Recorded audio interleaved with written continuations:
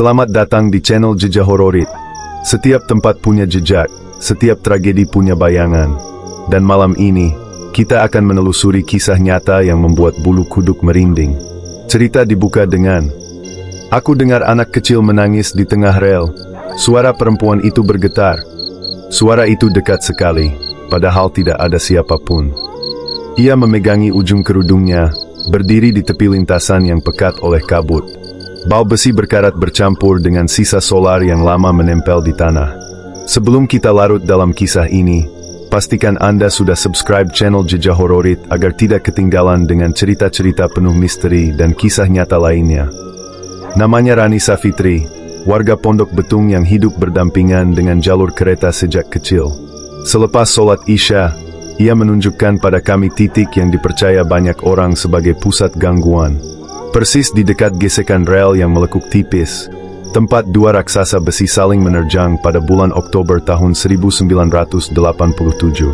Orang menyebutnya tragedi Bintaro, kecelakaan kereta paling maut yang pernah mengguncang negeri ini.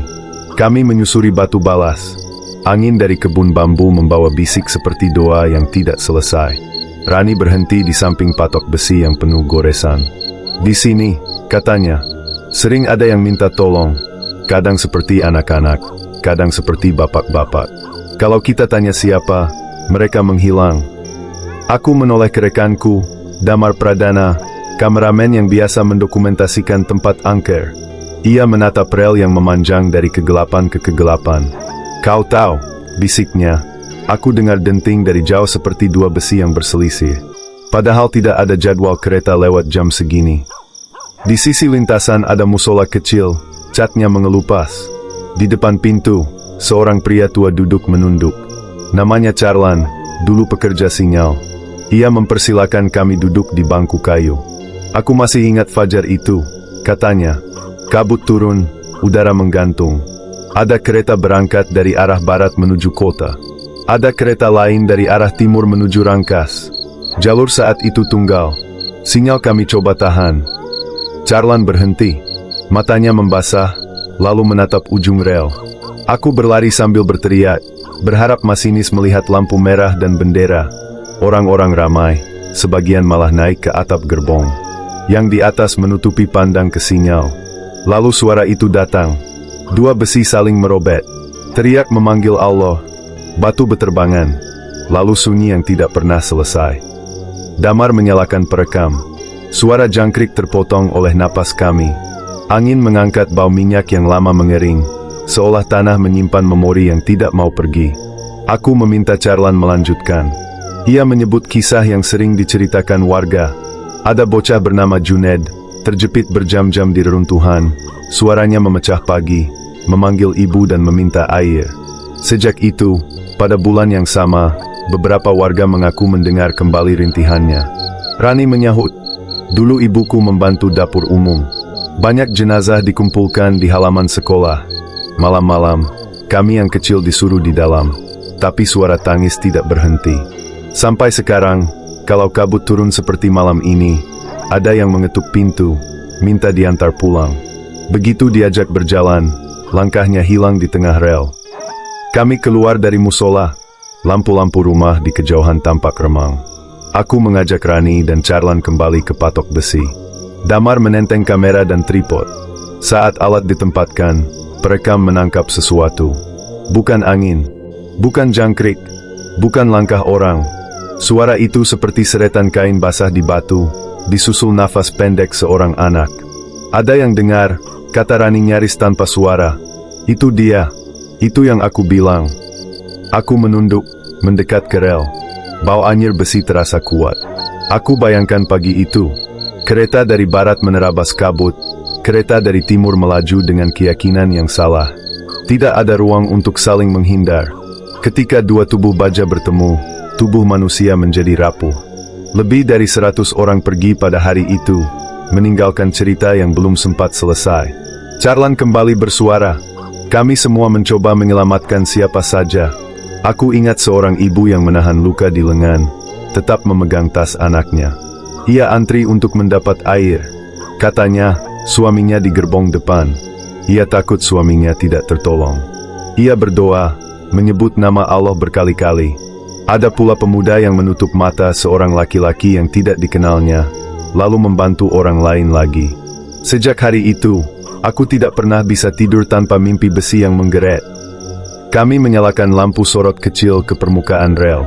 Ada garis halus memanjang, seperti bekas luka. Angin tersangkut di bambu, menimbulkan desis panjang.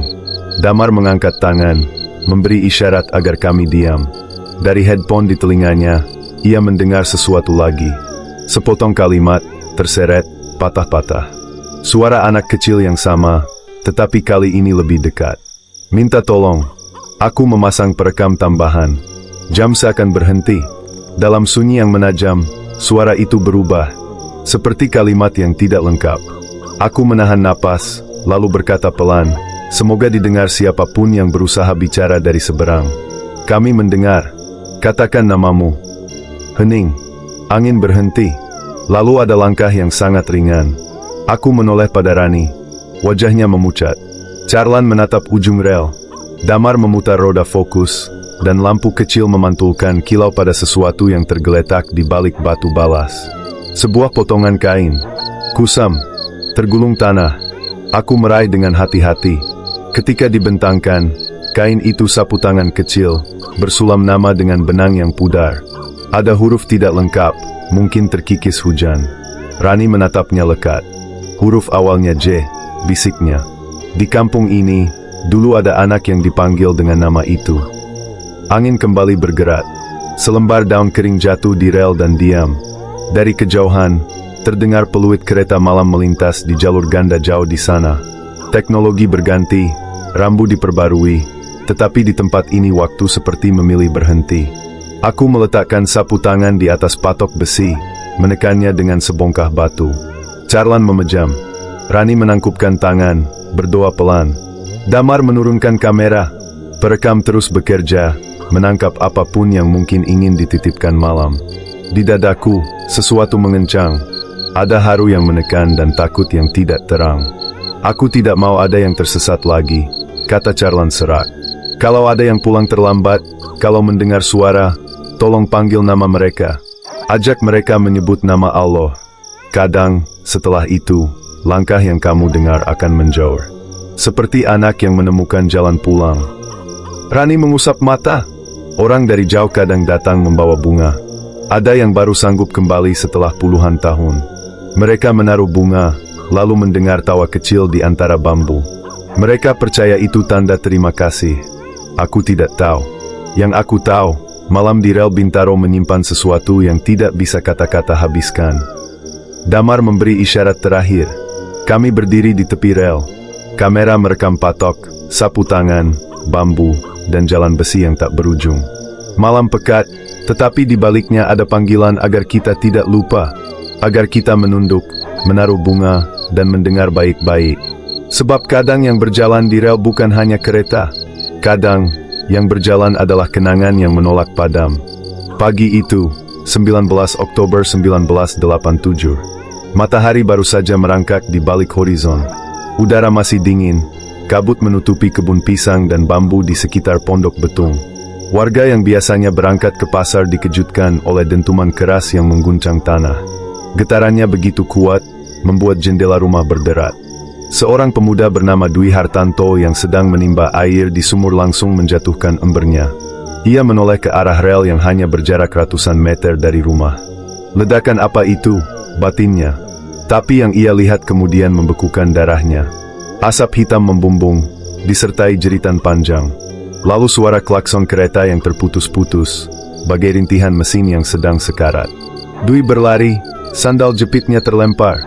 Beberapa tetangga ikut berhamburan. Saat tiba di lokasi, pemandangan itu tak akan pernah ia lupakan seumur hidupnya. Dua kereta, raksasa besi yang biasanya menjadi tumpuan perjalanan ribuan orang, kini berubah menjadi tumpukan logam kusut. Gerbong depan KA 225 menghantam lurus KA 220.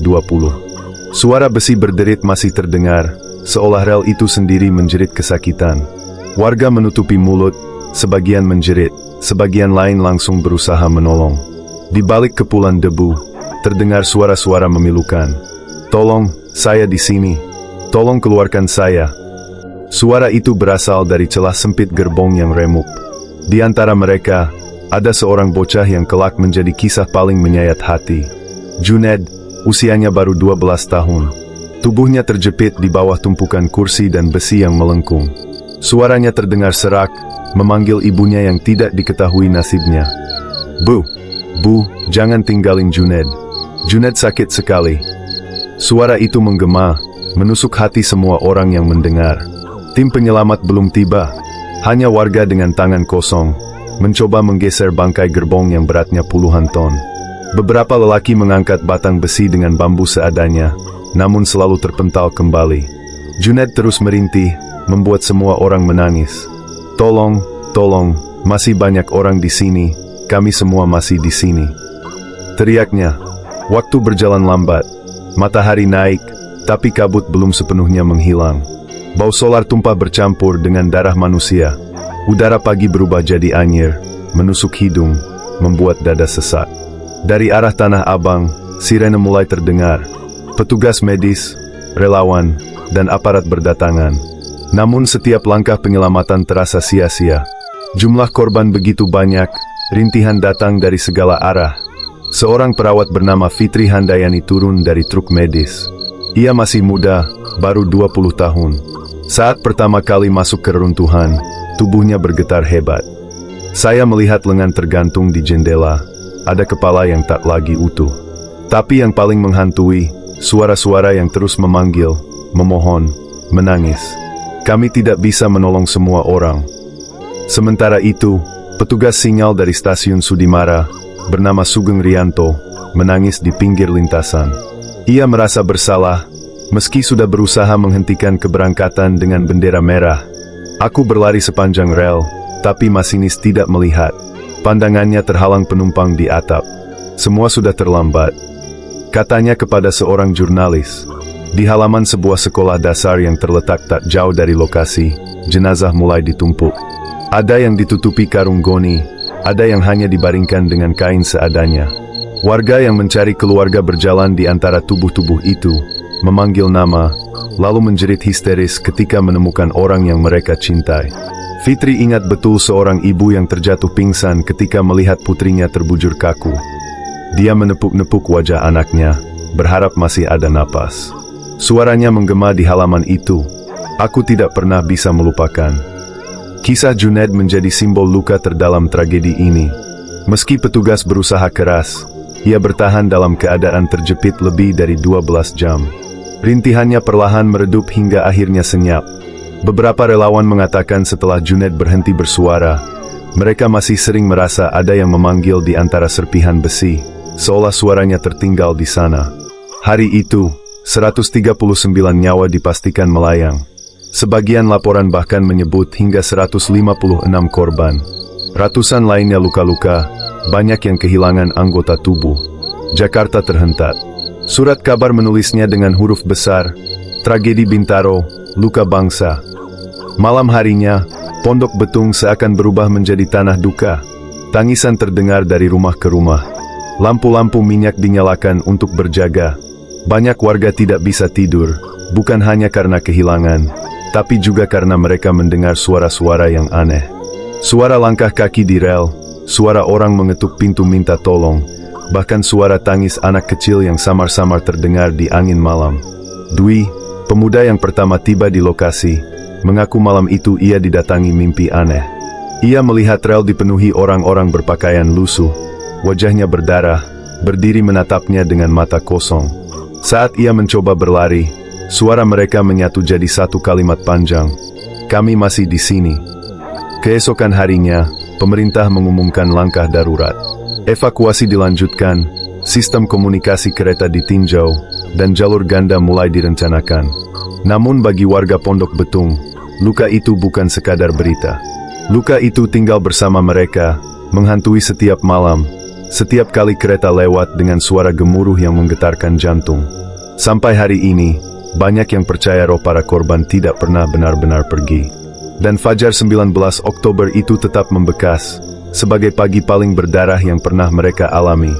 Beberapa minggu setelah tabrakan maut itu, suasana Pondok Betung belum benar-benar pulih. Setiap malam, Jalur rel yang dulu ramai oleh suara kereta dan tawa penumpang, kini berubah menjadi lintasan sunyi yang membuat bulu kuduk berdiri.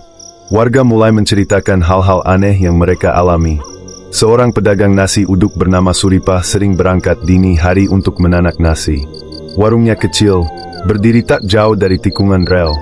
Suatu subuh, ia mendengar langkah kaki bergegas di luar warungnya. Ia mengira ada calon pembeli yang lapar. Namun ketika ia membuka pintu, tak ada siapapun. Hanya terlihat kabut menggantung, dan di antara kabut itu samar-samar terdengar suara orang berlari, terengah, lalu menghilang begitu saja. Suripah menutup pintu dengan tubuh bergetar. "Aku tahu, itu bukan orang," gumamnya. "Itu arwah yang masih mencoba mencari jalan pulang." Bukan hanya Suripah. Banyak tukang ojek di pangkalan dekat Pasar Pondok Betung mengaku sering dihampiri penumpang misterius. Seorang tukang ojek bernama Wahyudi menceritakan bahwa suatu malam, seorang ibu-ibu menghampirinya. Wajahnya pucat, rambutnya tergerai basah, pakaiannya lusuh seperti bekas terbakar. Sang ibu hanya berkata, "Antarkan saya ke Rangkas." Wahyudi menyetujui. Ia menoleh sebentar ke belakang untuk menyalakan motor, tapi ketika motor bergerak, jok belakangnya kosong. Yang tersisa hanya bau anyir besi yang menusuk hidung. Cerita lain datang dari penjaga pintu perlintasan, Masno. Ia sering mendengar suara peluit kereta dari arah barat, padahal jadwal menunjukkan tidak ada perjalanan pada jam tersebut. Ketika ia menengok, terlihat lampu samar seperti lokomotif yang mendekat. Tapi anehnya, semakin dekat, lampu itu makin redup lalu lenyap, meninggalkan keheningan pekat.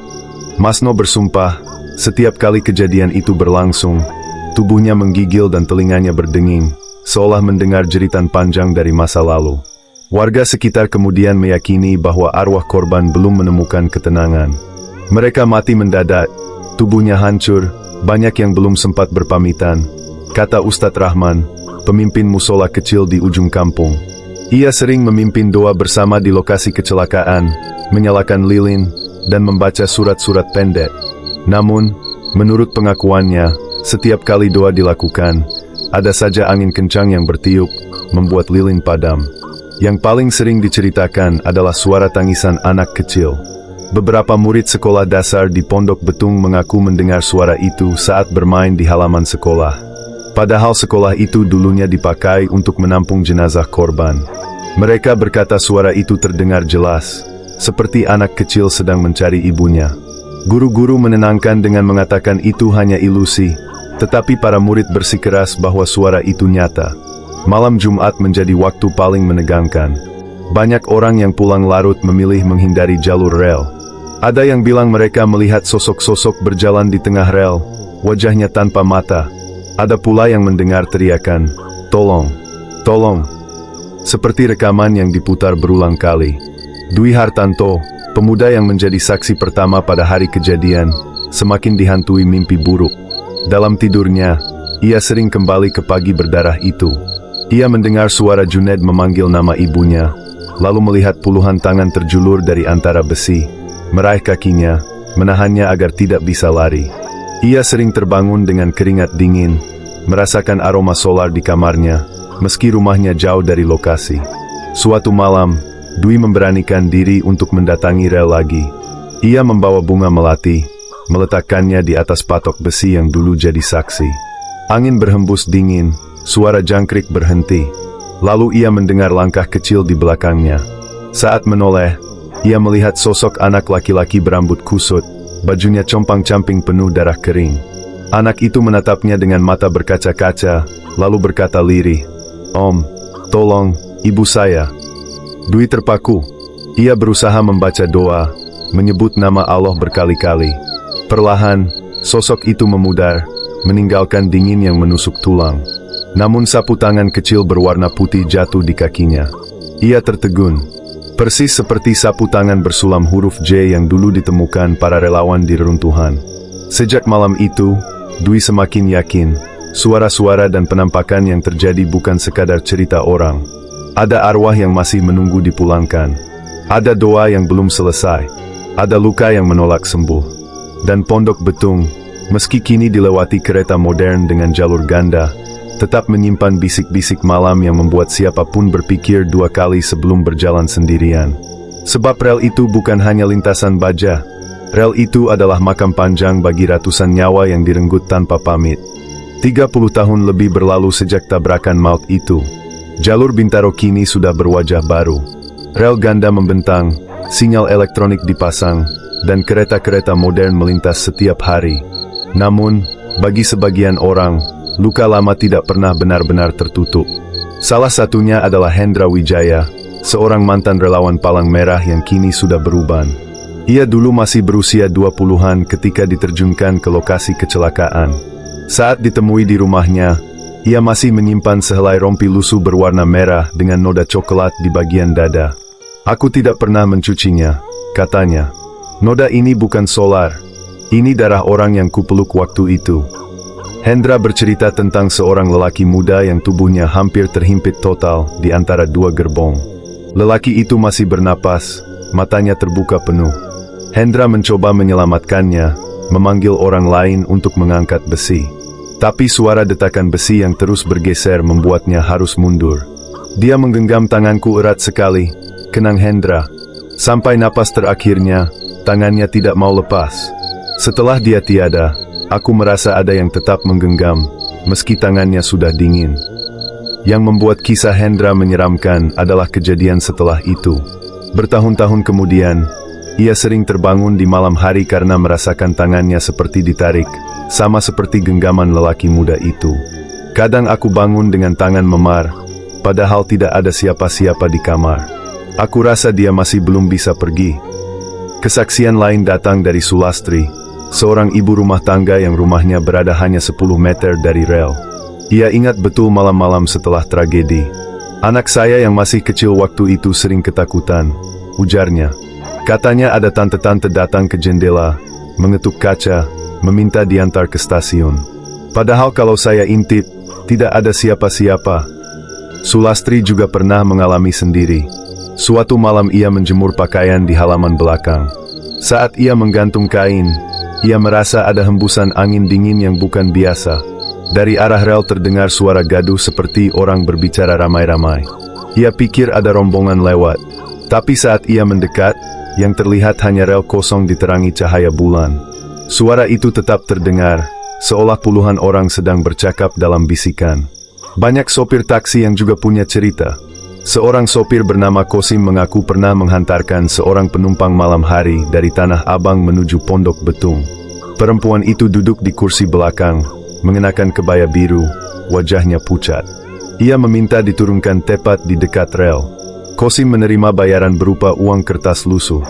Namun saat ia menoleh untuk mengucapkan terima kasih, kursi belakang kosong. Keesokan paginya, ia memeriksa uang itu, dan yang ia temukan hanyalah sobekan koran basah dengan noda merah kecoklatan. Cerita-cerita semacam ini membuat jalur Bintaro mendapat julukan angker. Banyak yang enggan melintas sendirian pada malam hari. Namun di balik ketakutan itu, ada pula rasa hormat. Warga percaya bahwa roh-roh korban masih mencari doa. Karena itu, setiap tahun pada bulan Oktober, beberapa orang sengaja menyalakan lilin atau menaruh bunga di tepi rel sebagai penghormatan. Namun tidak semua penghormatan berjalan tenang. Dwi Hartanto, yang sejak lama dihantui mimpi buruk, suatu kali ikut serta dalam acara doa bersama di lokasi. Ia membawa bunga melati, meletakkannya di atas rel, lalu menunduk. Tiba-tiba ia mendengar jelas suara langkah kecil berlari di belakangnya. Ia menoleh cepat. Tidak ada siapapun, hanya kabut tipis. Tapi bunga melati yang ia taruh sudah berpindah posisi, seolah ada tangan yang menyentuhnya. "Sejak itu aku yakin," kata Dwi, "ada roh yang masih mencari perhatian. Mereka tidak ingin dilupakan." Sementara itu, Charlan, mantan petugas sinyal yang kini renta, sering bermimpi tentang bendera merahnya. Dalam mimpi, ia terus berlari, mengibaskan bendera, berteriak sekuat tenaga, namun masinis tidak pernah melihat. "Setiap kali aku bangun," katanya, "aku masih mendengar suara kereta melaju, lalu dentuman. Itu tidak pernah hilang." Bagi sebagian orang, cerita-cerita ini hanyalah sugesti akibat trauma kolektif. Tapi bagi warga Pondok Betung, semua kisah itu nyata. Setiap suara langkah, Setiap ketukan di jendela, setiap bayangan di kabut, semuanya adalah tanda bahwa tragedi itu masih hidup di ingatan, bahkan mungkin di antara kita. Rel Bintaro bukan sekadar jalur besi. Ia adalah saksi bisu. Ia menyimpan arwah yang menolak pulang, menunggu doa yang tidak pernah cukup. Dan bagi mereka yang berani mendekat, bisikan itu masih bisa terdengar. Kami masih di sini. Malam itu, angin bertiup lebih dingin dari biasanya. Aku kembali menyusuri rel bersama Damar, Rani, dan Hendra yang meski renta, masih berkeras ikut. Charlan terlalu sakit untuk berjalan jauh. Ia hanya berpesan agar kami membacakan doa di lokasi. Kalau kau merasa ada yang menatap, katanya dengan suara bergetar, jangan membelakangi rel. Lihatlah ke depan, sebut nama Allah, lalu tarik napas panjang. Kami berhenti di tikungan, tempat dua raksasa baja dulu saling menghantam. Suasana mencekam, lampu-lampu rumah di kejauhan terlihat redup, dan langit malam tertutup awan. Damar memasang kamera, sedangkan Hendra menaruh bunga melati di atas rel. Sudah puluhan tahun, kata Hendra, tapi setiap kali aku datang ke sini, aku merasa tidak sendirian. Rani mengangguk. Aku sering bermimpi, Junaid berdiri di sini. Wajahnya penuh luka, tapi matanya seolah memohon. Ia tidak bicara, hanya menunjuk ke arah barat, ke jalur panjang yang menghilang dalam kabut. Tiba-tiba, udara di sekitar kami menegang. Suara jangkrik lenyap.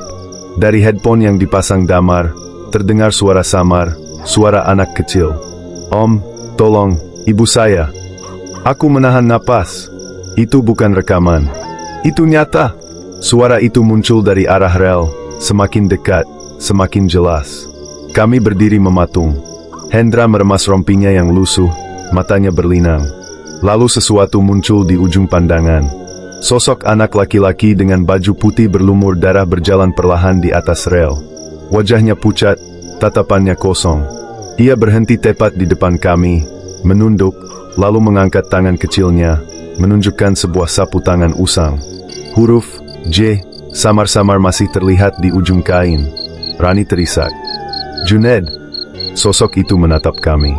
Matanya berkaca-kaca, kemudian mulutnya bergerak. Tapi suara yang keluar bukan lagi rintihan. Suara itu tegas, lirih, tapi menghantam dada. Kami masih di sini, jangan lupakan kami. Setelah kata-kata itu, angin kencang menerpa. Lampu sorot kamera padam. Semua gelap. Yang terdengar hanyalah suara puluhan orang berbisik, bercampur jeritan panjang yang seolah datang dari perut bumi. Damar berusaha menyalakan kamera lagi, tapi gagal. Dalam kegelapan, aku merasakan tangan kecil menarik ujung bajuku. Aku berbalik, tapi tidak ada siapapun. Hanya dingin menusuk yang merambat hingga ke tulang. Hendra jatuh berlutut, menangis, menyebut nama Allah berulang kali. Rani menggigil, menutup wajah dengan tangan. Lalu, secepat datangnya, suara itu lenyap. Angin berhenti. Lampu sorot menyala kembali. Rel di depan kami kosong. Tidak ada sosok anak, tidak ada sapu tangan. Hanya patok besi yang berdiri bisu, dikelilingi kabut tipis. Namun, ketika kami hendak pulang, Damar memeriksa kamera. Meski sempat padam, ada satu rekaman yang tersimpan. Rekaman itu hanya berdurasi beberapa detik. Menampilkan sosok anak kecil berdiri di atas rel, menatap kamera dengan mata basah, sambil memegang sapu tangan putih. Sesaat sebelum layar gelap, bibirnya bergerak, mengucapkan kata yang sama, kami masih di sini. Kami tidak pernah bisa menjelaskan bagaimana rekaman itu bisa tersimpan. Hingga kini, setiap kali diputar, bulu kuduk berdiri. Rel Bintaro tetap menjadi jalur kereta yang sibuk. Tapi bagi mereka yang pernah mendengar, pernah melihat, atau pernah merasakan, mereka tahu, tragedi itu tidak pernah benar-benar berakhir. Masih ada suara-suara yang menolak padam, masih ada arwah yang menunggu doa, dan masih ada misteri yang menggantung di udara Pondok Betung. Terima kasih sudah menyimak. Terus ikuti Jejak Hororit untuk mendapatkan kisah nyata penuh misteri dan inspirasi. Jangan lupa subscribe,